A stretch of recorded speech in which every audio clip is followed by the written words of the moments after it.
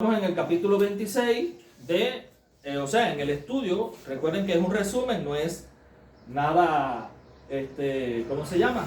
Exhaustivo, ¿no? Sino es las cosas más esenciales de este capítulo, que trata acerca de la iglesia. La iglesia. ¿Qué cosa es la iglesia? ¿Qué cosa es la iglesia universal de Cristo? ¿Qué cosa es una iglesia local? ¿Qué cosa es una iglesia bautista reformada, como la de nosotros?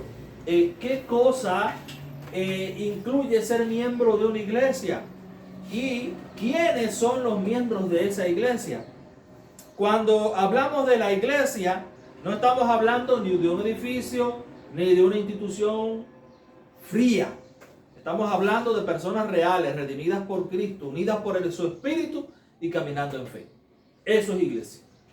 La confesión dice que Cristo tiene una sola iglesia universal, traducido, un solo pueblo. No es como dicen algunos, que Israel es el pueblo de Dios y que Dios tiene otro pueblo que son los gentiles, que somos nosotros. No, es que Dios tiene un solo pueblo, tiene una sola iglesia.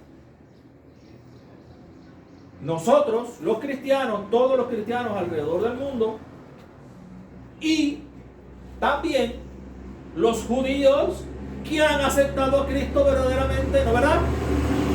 Con todo su corazón y que tienen fe en el Señor. Ellos también forman parte del único pueblo que tiene el Señor. Siempre ha sido así. Dios no ha tenido dos pueblos, siempre ha tenido uno solo, su iglesia. Formada por todos los creyentes de todas las épocas. Esta es la iglesia universal. Pero también nos recuerda nuestra confesión que esa gran familia se expresa. ¿Cuál es la expresión la expresión espiritual de la iglesia universal que tiene el Señor? ¿Cuál es la expresión en esta tierra? La expresión material. Cada iglesia local que existe. O sea, cada grupito que existe así como nosotros es una iglesia y expresa parte o expresa la iglesia universal de Cristo. ¿Dónde vivimos la fe? En el primer párrafo dice: la iglesia universal consiste en el número total de los elegidos. O sea, desde que hay hombres sobre la tierra, desde la creación de Adán y Eva, hasta hoy, todos los que el Señor apartó para manifestar su amor, su misericordia sobre ellos, son parte del número de elegidos y por lo tanto forman parte de la iglesia universal del Señor.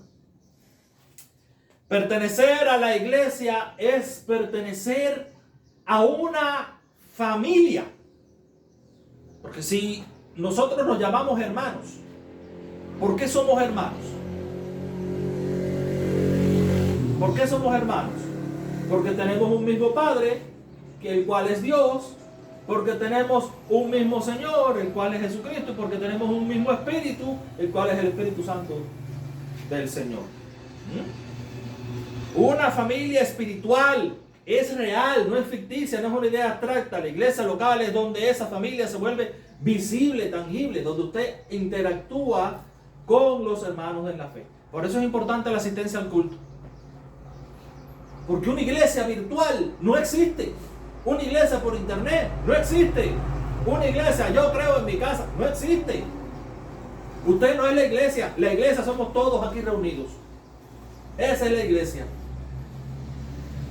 Donde interactuamos y donde adoramos al Señor. Es la iglesia. En el día del Señor, adorando al Señor, la iglesia se reúne como iglesia del Señor.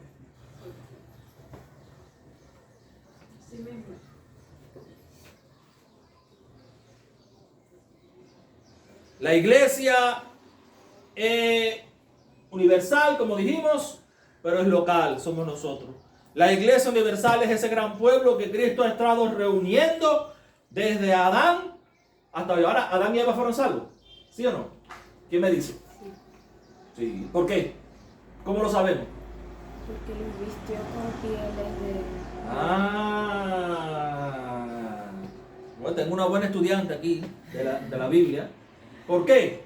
Porque vemos que cuando ellos pecan, Dios expresa todo lo que iba a acontecer con ellos, ¿no? Dios maldice al mundo por culpa del pecado de Adán y Eva, pero no los deja desamparados. ¿Qué hace? Los viste con pieles de oveja. Al matar Dios mismo a aquellas ovejas, son tipo de que tenía que haber un sacrificio por el pecado. ¿Qué cosa es un tipo? Es una figura, es algo que representa algo que va a acontecer en el futuro. Cuando Dios mata a aquella oveja, Dios le está mostrando a Abraham, mira, yo tengo que sacrificar algo para que ustedes puedan gozar de aquello que perdieron por culpa de ustedes, de su desobediencia. Entonces no importa el país, no importa el idioma, no importa la época, todos los redimidos forman un solo cuerpo, una sola iglesia, un solo pueblo. Dice igualmente en este primer párrafo, la iglesia universal es la esposa, el cuerpo y la plenitud de aquel que lo llena todo en todo. ¿Quién? De aquel que lo llena todo en todo, es Cristo. No estamos solos. Estamos rodeados de esa gran nube de testigos que han existido a lo largo de la historia de la humanidad y que forman parte de la iglesia universal de Cristo, así como lo formamos nosotros.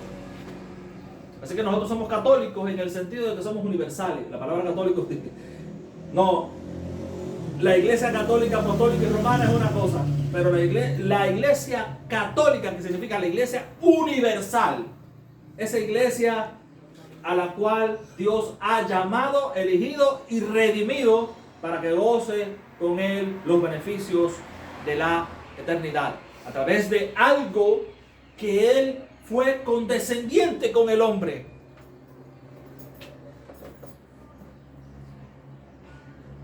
Pues nosotros pertenecemos a algo que es mucho más grande que nuestra congregación, una familia espiritual que trasciende culturas, que trasciende generaciones y que trasciende fronteras. Esa es la iglesia universal de Cristo. Ahora la iglesia local, que ya hemos hablado en Hechos 14:23, vamos a ver qué es lo que nos dice la palabra del Señor. Hechos 14:23.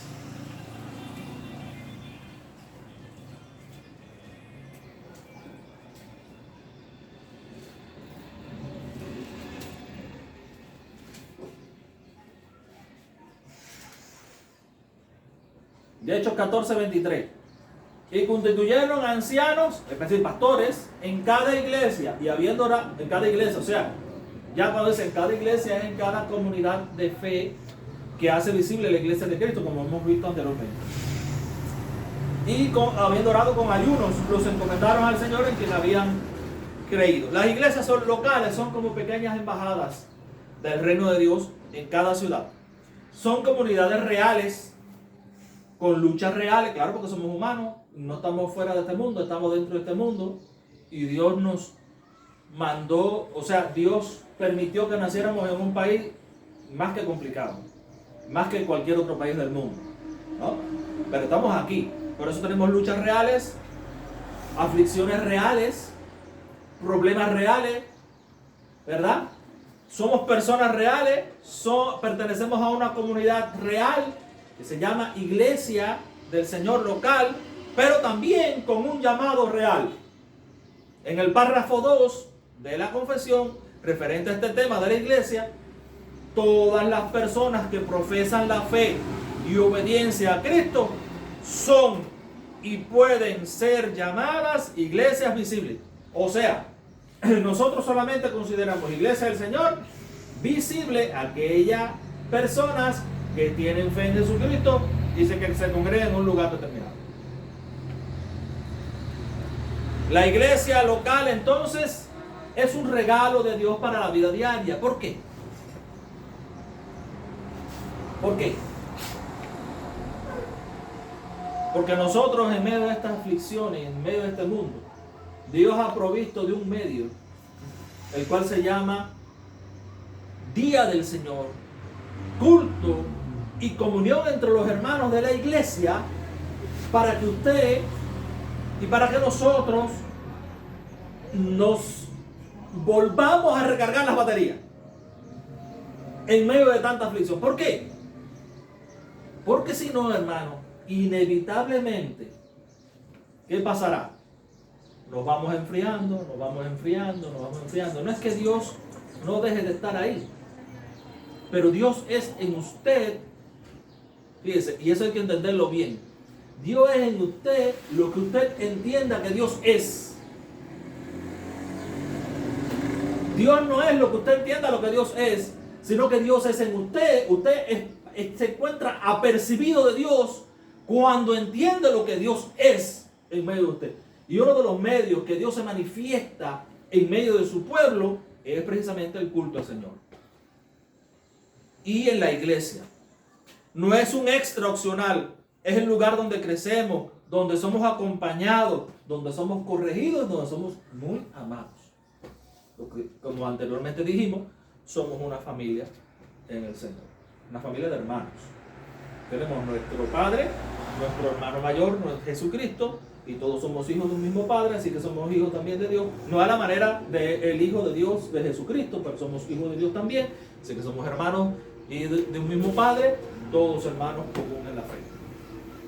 Tenemos a Cristo como nuestra única cabeza. La Escritura dice en Colosenses 1:18.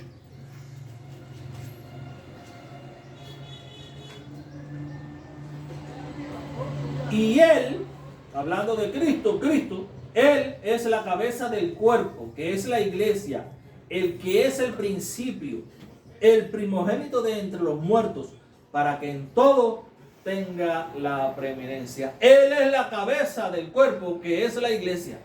¿Quién es la cabeza? Cristo. Cristo no comparte su trono con nadie. Él es único. Por lo tanto, el Papa no es la cabeza de la iglesia. El Papa es un hombre igual que yo, tan pecador, igual que yo. Por lo tanto, no puede ser cabeza de la iglesia. El único que es cabeza de la iglesia se llama Cristo. El único. Él guía, Él corrige, Él alienta y cuida a su iglesia. Él es el que sostiene su iglesia. Los pastores sirven, pero Cristo gobierna su iglesia. Quiere decir, por encima de nosotros hay otro que es mayor, que es Cristo. En el párrafo 4 del capítulo 26 dice: la cabeza de la iglesia es el Señor Jesucristo. En ningún sentido puede serlo el Papa de Roma. ¿Por qué? Porque en aquel momento, igual que ahora, el Papa dice que Él es la cabeza de la iglesia y que sus dichos, sus pronunciamientos, toda la iglesia de Jesucristo los tiene que acatar, porque Él es el representante de Dios en la tierra. Pues no, la única cabeza es Cristo, ningún hombre. Solo Dios es Señor de la conciencia. Descansemos en que Cristo es un rey bueno, no es un tirano como lo puede ser cualquier papa o cualquier gobernante humano, no es un político, no es un jefe distante, no es un pastor. Cristo es un pastor que ama, que guía y que protege mucho mejor que lo que lo haría cualquier pastor humano. No quiere decir, bueno, como ya yo tengo a Cristo, pues no voy a obedecer a los pastores. No, la Biblia no está diciendo eso, ni la confesión tampoco. La confesión lo que está diciendo: Cristo es la cabeza de la iglesia. Cristo es el pastor de los pastores. Es lo que está diciendo.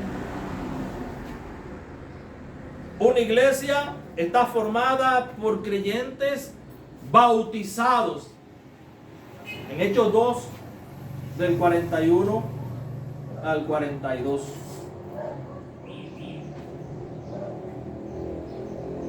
Así que los que recibieron su palabra, la predicación anterior, fueron bautizados y se añadieron aquel día como 3,000 personas, la predicación de Pedro. ¿Verdad? ¿Cuántos se añadieron a la iglesia? Como 3,000. ¿No? Dice aquí. Y ahora aquí está la parte importante, que es donde se nos narra qué es lo que hacía esa iglesia. Perseveraban en la doctrina de los apóstoles, en la comunión unos con otros, en el partimiento del pan y en las oraciones. Pero fíjate cómo empieza el versículo 41, porque estamos en el tema de que la iglesia está formada por creyentes bautizados. Nadie que no, o sea, todavía por creyentes bautizados.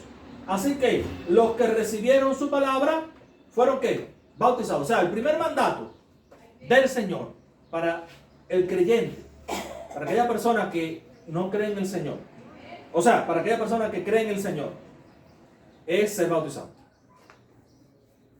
Porque es el testimonio visible de lo que ha ocurrido internamente en el corazón, en el alma de la persona. El bautismo no salva a nadie. El bautismo no nos ha salvado a nosotros, lo que nos salva es la fe en Cristo. Pero es el primer paso de obediencia. ¿Por qué? Porque Cristo se fue bautizado también. Y Juan el Bautista, no quería bautizarlo. Pero entonces, ¿qué dijo Cristo? Mira, bautízame, porque es necesario que así cumplamos toda justicia. Quiere decir que para ser justo verdaderamente, Cristo tenía que ser bautizado. ¿Para qué? Para que luego todos nosotros, como sus discípulos, tuviéramos que ser bautizados. O sea, y de hecho, que ya lo vimos anteriormente, Cristo, que vamos a verlo más adelante, mejor dicho, Cristo ha dejado 2 ordenanzas a su iglesia: el bautismo y la cena del Señor. El bautismo no es un ritual vacío, es una declaración pública. Pertenezco a Cristo y pertenezco a su pueblo. En el 26, en el capítulo 26, el párrafo 6, los miembros de estas iglesias son santos por llamamiento y manifiestan su obediencia a Cristo al ser bautizados. La membresía entonces de la iglesia no es un trámite, es un pacto de amor, un compromiso mutuo, una familia que te recibe y te acompaña, a la cual usted se integra porque usted quiere pertenecer a esa familia. El otro punto: autoridad para enseñar, para ordenar, para disciplinar. Mateo 18, 17.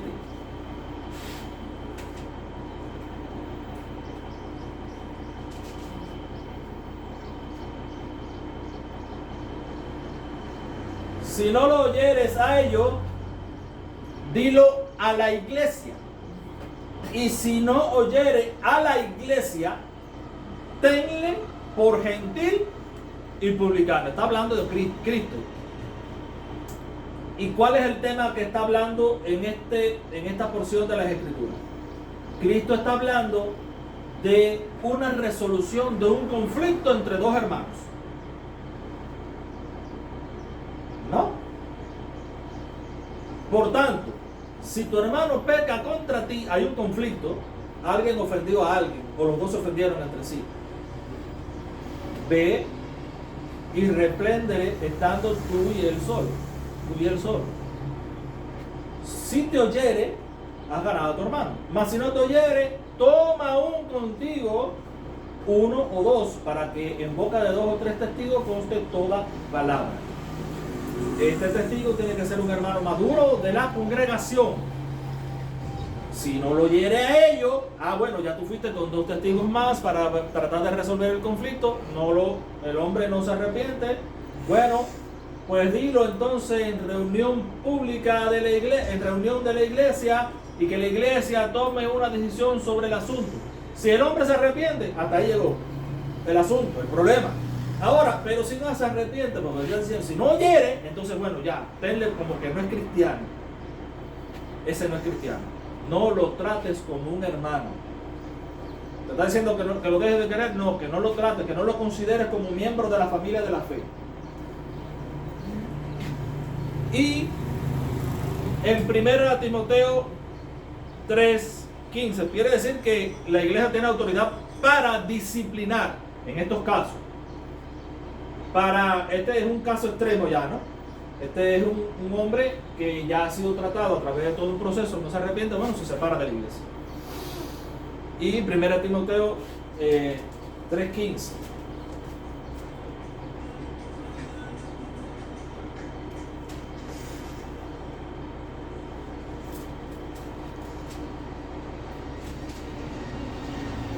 Para que si tardo sepas cómo debes conducirte en la casa de Dios.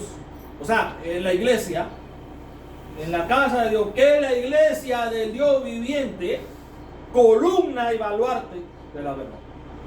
¿Cuál es la columna y baluarte de la verdad? ¿El nombre que le ponen a la iglesia? No, es la iglesia. Es la iglesia. La iglesia no solo predica, también cuida. Tiene cuidado, cuando dice Dios, dice que la iglesia es la columna y el baluarte de la verdad. Columna, ¿qué es lo que es? Algo que sostiene, algo que si se quita se derrumba. O sea, la iglesia de Cristo es la que sostiene la verdad en este mundo, la verdad de Cristo, la verdad que ha sido revelada en la palabra del Señor. ¿Y baluarte qué quiere decir? ¿Qué es lo que es un baluarte? Eso, lo más fuerte. Lo fuerte. Ajá, sí, era lo más fuerte. ¿Por qué? Porque era una torre que se utilizaba para atacar al adversario. ¿Saben? No sé si ustedes han visto en una película unas torres que se movían. Porque antes las ciudades importantes tenían una muralla que protegía la ciudad contra los ataques de los enemigos precisamente. Pero cuando querían tomar la ciudad, ¿qué hacían? Utilizaban baluartes. ¿Saben qué? Entre otras cosas, ¿no? Los baluartes, ¿qué cosa eran? Unas torres grandes con ruedas, los acercaban a las murallas, tiraban un puente y por ahí pasaban. Ese es un baluarte. Por eso la iglesia es columna, es lo que sostiene la verdad. O sea, ahí podemos decir que tenemos una actitud defensiva ante la verdad, pero también es el baluarte de la verdad. O sea, es una actitud ofensiva de la verdad. O sea, estamos en contra del error, nos defendemos del error, pero también atacamos al error. Y decimos que está mal y lo atacamos con la verdad. Por eso somos columna y baluarte de la verdad. Reinaldo, eso se ve en las películas esas de Atenas. Ajá. De los guerreros esos. Ajá. Que iban soldados arriba, entonces lo iban empujando, una cosa con rueda y tiraban el puente y tomaban la ciudad. Atenas. Exactamente. Efectivamente. Por lo tanto, también tiene la capacidad, la iglesia tiene la capacidad de enseñar. Por eso es columna y baluarte de la verdad. La disciplina no es un castigo, es la medicina espiritual contra el error de aquellos que se piensan que saben más que la Biblia y que Cristo. Las ordenanzas no son símbolos vacíos, son recordatorios vivos del Evangelio. ¿Cuáles son las únicas dos ordenanzas que nosotros reconocemos?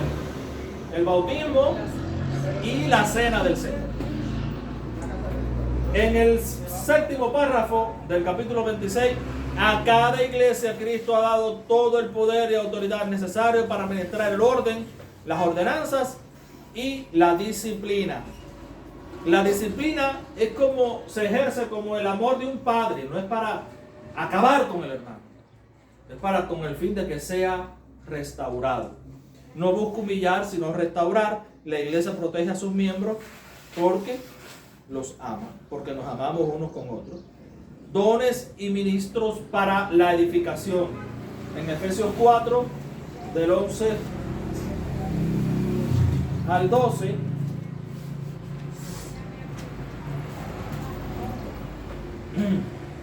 dice: y él mismo constituyó a unos apóstoles, a otros profetas, a otros evangelistas, a otros pastores y maestros, a fin de perfeccionar a los santos para la obra del ministerio, para la edificación del cuerpo de Cristo. Cristo no deja a su iglesia sin herramientas. Él da, o sea, Él provee para que la iglesia haga su función en esta tierra. Él provee de dones, o sea, de regalos a los creyentes. Y entonces Él levanta pastores, diáconos, pero estos son para servir, no para dominar sobre la iglesia. En el párrafo 8 dice, Cristo ha dado a los oficiales de la iglesia, pastores y diáconos. Son los únicos dos oficiales que nosotros reconocemos en la iglesia. Se llama pastores o diácono y diáconos, para la continua edificación y ordenamiento de su iglesia. Cada persona tiene un lugar y un propósito en la iglesia. Nadie está de más. El Espíritu Santo reparte sus dones y llama a cada creyente a servir de acuerdo a sus capacidades y a los dones que Él le ha regalado y administrado en su vida. Nadie está de adorno. Nadie está como se busca, las flores. Nadie está de adorno. Todos somos necesarios, todos aportan, todos edifican. Cooperación entre iglesias sin perder la autonomía.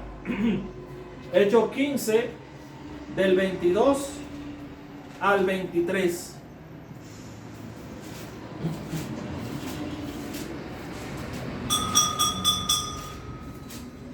Del 22 al 23. Entonces pareció bien a los apóstoles y a los ancianos con toda la iglesia elegir entre ellos varones y enviarlos a Antioquía, a otra iglesia, con Pablo y Bernabé, a Judas, que tenía por sobrenombre Barsabás, y así las varones principales entre los hermanos, y escribir por conducto de ellos los apóstoles y los ancianos y los hermanos a los hermanos de entre los gentiles que están en Antioquía, en Siria y en Cilicia. O sea, a tres regiones, a tres iglesias. Salud. Las iglesias no están solas, pueden ayudarse. Por eso estamos en trámite de pertenecer a alguna asociación, aconsejarse, apoyarse, pero ninguna está autorizada ni bíblicamente, ni por lo tanto, ni por el Señor, a ejercer dominio o autoridad sobre otro. Simplemente lo que pueden dar son consejos, y esos consejos son importantes. Esa ayuda es importante, ¿verdad? La confesión en los párrafos 14 y 15 del capítulo 26 dice: las iglesias deben tener comunión entre sí para consejo y ayuda mutua. Los concilios, las reuniones intereclesiales no tienen autoridad ninguna sobre las iglesias, sino para dar consejo.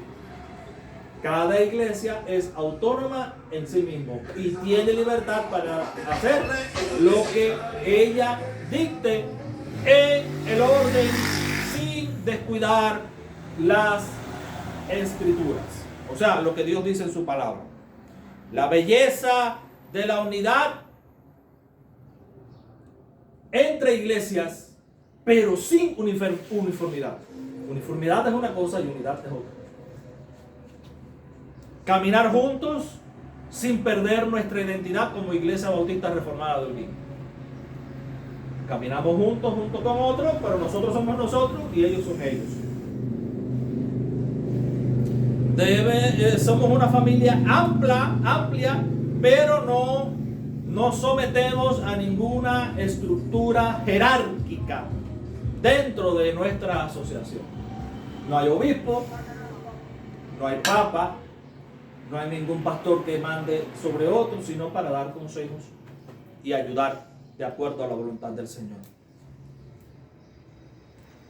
Debemos entonces hacer varias cosas. Valorar la membresía local. ¿Por qué? Porque la iglesia es un hogar espiritual, un refugio para el creyente. No somos visitantes, somos familia, por lo tanto tenemos que ser miembros de alguna iglesia. Debemos de someternos al gobierno bíblico. Los pastores no son jefes, son siervos que velan por el alma de la congregación. Debemos practicar el servicio y la disciplina. La iglesia debe vivir relaciones reales, no superficiales. ¿Cómo tú le vas a decir a un hermano que tiene necesidad: anda, aliméntate y caliéntate? Eso es lo que dice la palabra: aliméntate y caliéntate. Si tú no lo has provisto y sabes que no tiene, ¿cómo le vas a decir que se alimente? Dale tú de comer. Eso es una experiencia real de ayuda mutua entre hermanos que nos amamos y que no somos superficiales. Cristo gobierna por su palabra. Recuerda que la Biblia es una brújula para la iglesia, no las modas, no las opiniones del mundo. Por lo tanto, podemos hacer el siguiente repaso. Iglesia universal e iglesia local. Somos parte de algo grande, pero vivimos aquí, juntos. ¿Quién gobierna la iglesia? Cristo. Y eso es una muy buena noticia, porque ningún hombre nos gobierna. ¿Qué hace saludable una iglesia? No el tamaño, sino su fidelidad a la palabra del Señor. Padre, en el nombre de Jesús te damos gracias porque tú eres bueno, porque hemos aprendido un poquito más de tu palabra. Ayúdanos a aplicarla y bendícenos, Señor. Gracias. En el nombre que es sobre todo nombre, en el nombre de Jesús. Amén. Vamos a cantar.